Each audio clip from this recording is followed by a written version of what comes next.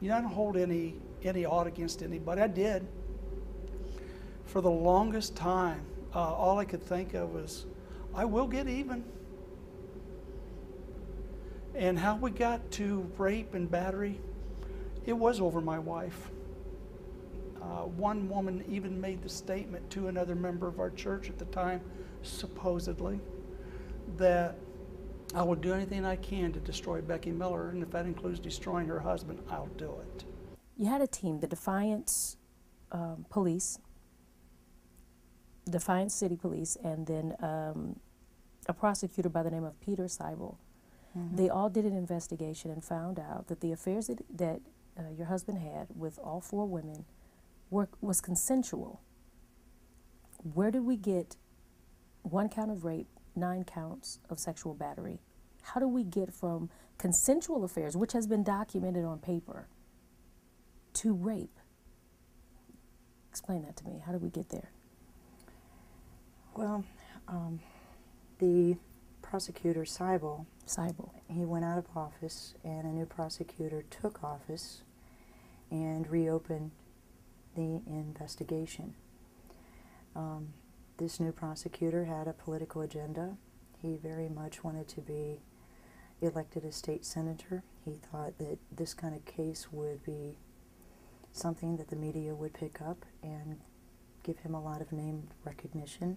And he wanted to run for state senator on the platform that sex between a counselor or a therapist mm-hmm. and a patient was rape, no matter if there was consent involved or not, or if a teacher had sex with a student, whether there was consent or not, it would be rape. That is, law in the state of Ohio.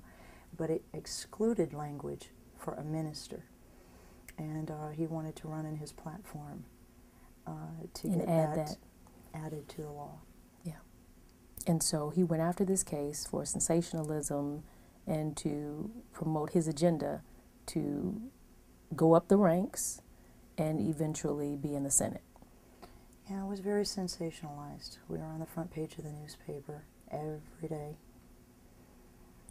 You confessed in front of your church, did Yes. you not? Could you tell me about that day? Hardest day of my life. And I don't know if anybody's ever shared this with you,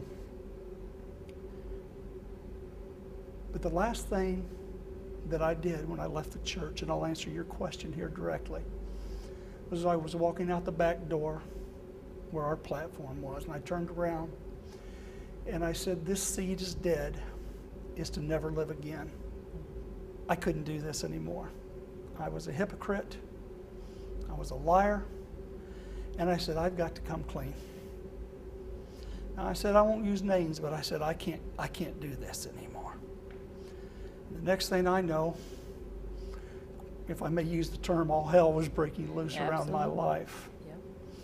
Yep. Threats were being made of bringing criminal charges against me, and I was sitting there saying, how?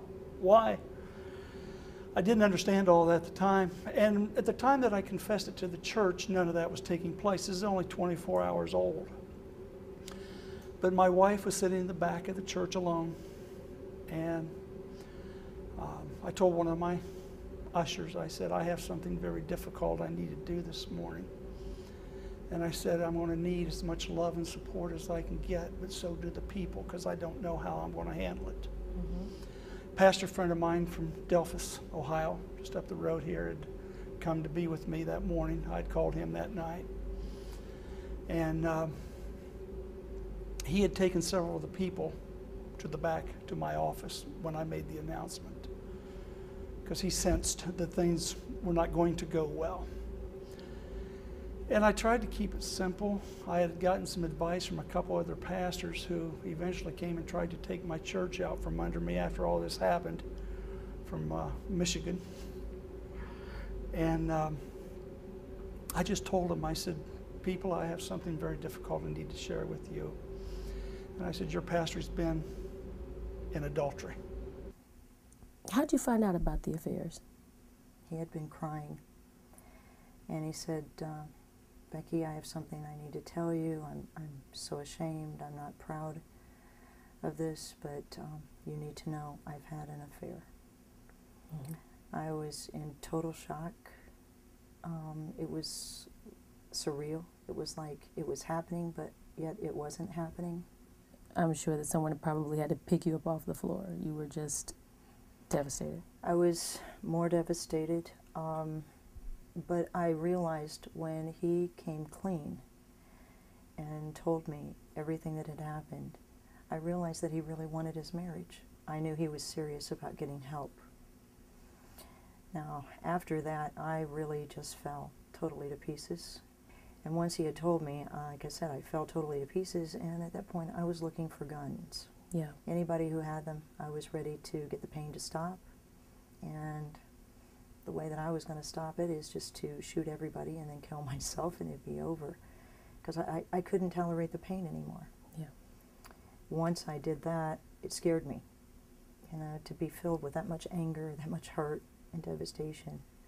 I drove myself to Chicago and checked myself into their inpatient unit at the Minnersmeyer Clinic, where I was for quite a while.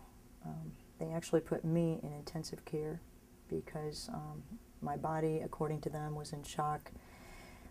My heart rate was over 265. I had a fever of 101, 102, which was from the shock. And they said if they didn't get me physically stabilized, I would physically die. Your spirit was crushed. Yeah. Mm-hmm. My heart was totally broken. It's not worth it.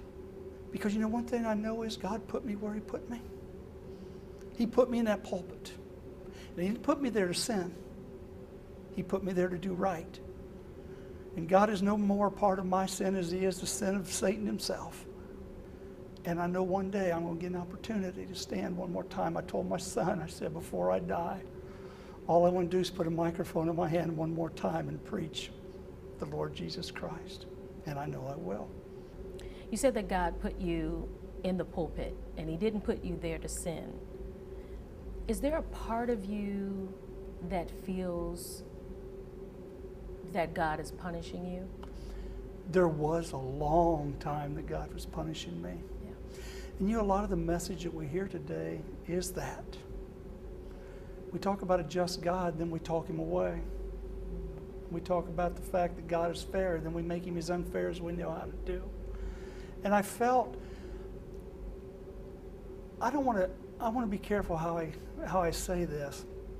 I've always stood, I believe I'm innocent of the crimes of which I was supposedly committed. But I knew God was punishing me. I would pray and things would get worse. I would pray and things would get worse. There were some very weird things that went on during this whole trial. There were some break-ins at your church. Yes, there were several break-ins. And the office that Connie Zeller had used, she had resigned from the church and was no longer there 2 months prior, but the office that she had used was the administrative office. It had all of the church documents, the corporate records, financial, everything, everything, including our own, my husband and I, we also had our own personal records in that office. That office was totally stripped. There were about 5 4-drawer filing cabinets, totally emptied. When we found out about it, we called the police. The police came, and in repeated conversations with them, you know, all of our documents are taken, our minutes, our corporate book, our deed to the church is gone. Their response was, well, nothing of any value was taken. The church officials really fought because they were very upset that the church was continually broken into and that all of our records were in the prosecutor's office, and you know, nobody was being charged. And they kept asking, you know, who turned these documents in? Well, the prosecutor said, well, we don't know who turned them in. Well, everybody knows a prosecutor is supposed to keep a chain of custody, you know, log things in when they're turned in. But he kept fighting that and fighting it. Then the media started to pick up on the breaking and enterings, and eventually the one man who did confess to stealing my husband's attorney notes had come in and talked to the church officials and basically to get them to back off. And they told him that told him, I said, we're going to record